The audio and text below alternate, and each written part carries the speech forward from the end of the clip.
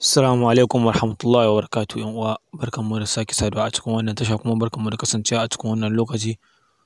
A yau insha Allah mun zo mana da wani bidiyo yanda za mu canja number mu a Facebook. So za mu yi tunanin cewa me zai sa mu canza number a Facebook. So da dama za ka samu mutum yana da sim card ko kuma layin shi ya samu matsala ko kuma ba da izinin buɗe wannan layi wanda ya buɗe Facebook kuma yana amfani da account ɗin shi. So wani lokacin akan samu matsala ko kuma ka samu matsala akan account ɗin naka na Facebook, za ka buƙaci ka saka number. So yau zan nuna muku yanda za ku cire waccan number taku wacce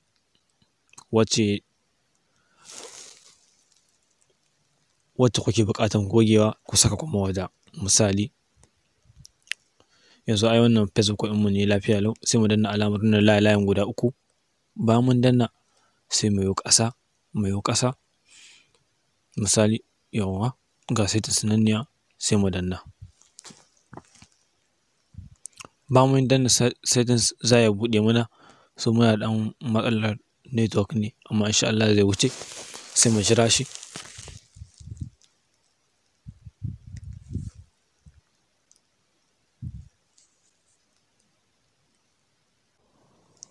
Ok, ga shi yanzu ya buɗe mana, sai mu danna wannan bayanin na farko, personal information, sai mu danna shi.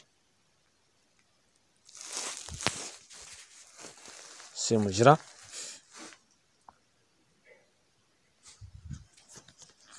Ok, ga shi ya nuna mana number da ke kan layin da kuma sunan da ke da kwai kan number. So idan wannan number ce taka ta samu matsala ko kuma layin naka ya faɗi ba ka da izinin buɗe shi, za ka yi ƙoƙarin danna wannan gurin na edit phone number, sai ka danna editing wannan. Bayan ka danna wannan edit sai ka jira.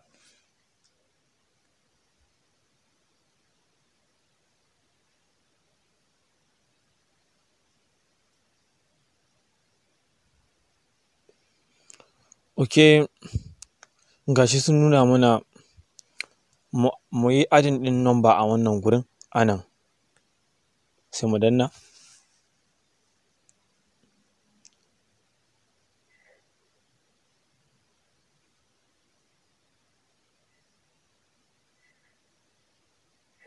Sai mu jira. Bakin dai iya ƙarfin network ɗinka, iya saurin yanda za ka yi wannan aiki, sai mu jira. Ga shi sun nuna mana cewa mu saka sabon number, misali bari na saka wata number.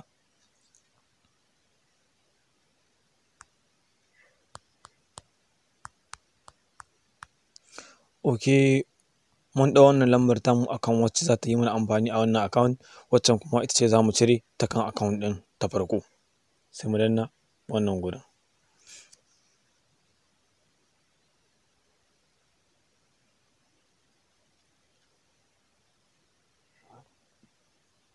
Sai mu jira shi. Ok, yanzu sun sanar da mu cewa an turo mana da password a cikin number mu wannan wadda muka saka.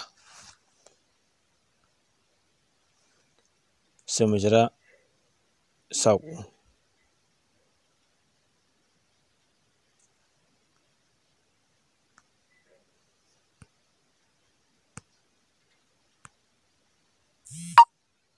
Ok, wannan shine password ɗin da aka turo mana, sai mu kwafe shi. So network ɗinmu ya yi baya da mu amma za mu dawo.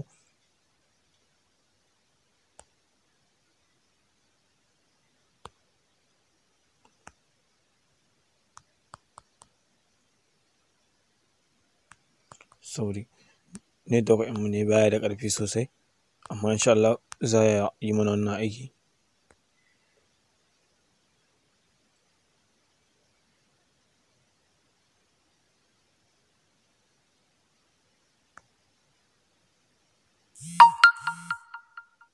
Ok, yanzu sai mu yi kwafin wannan password kamar haka.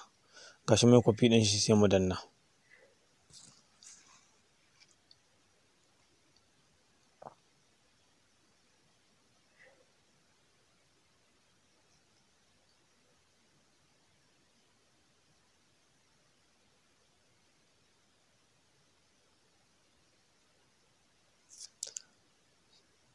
Ok, yanzu wannan number ta zamto cewa ita ce number mu da muke amfani a wannan account, sai mu danna wannan rubutun tsawon wannan.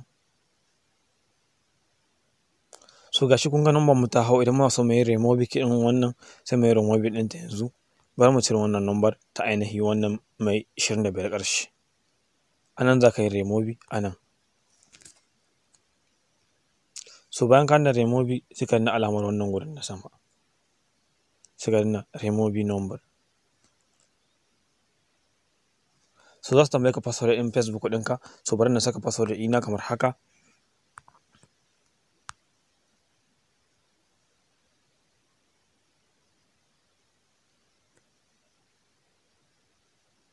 Sai mu sake danna remove.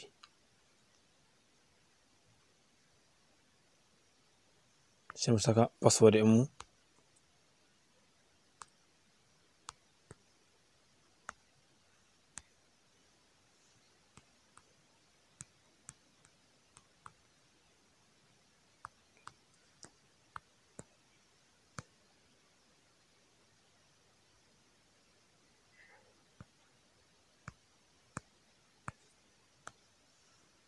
Ok, sai mu jira yanzu daga wannan karan shikenan number mu ta cire.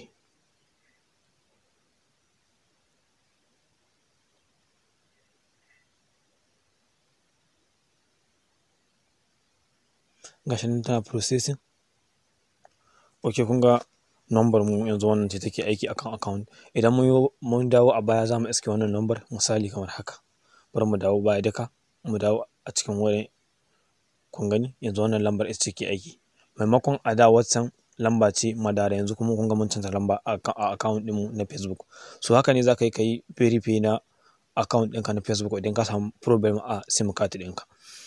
To idan yau ne farkon ziyartar ka wannan channel, ka manta baka yi subscribing ba, muna roƙonka da ka yi subscribing wannan channel. Idan kuma kana bibiyar wannan channel baka yi subscribe ba, muna roƙonka ka yi subscribe. Na gode, mu haɗu a bidiyon mu na gaba.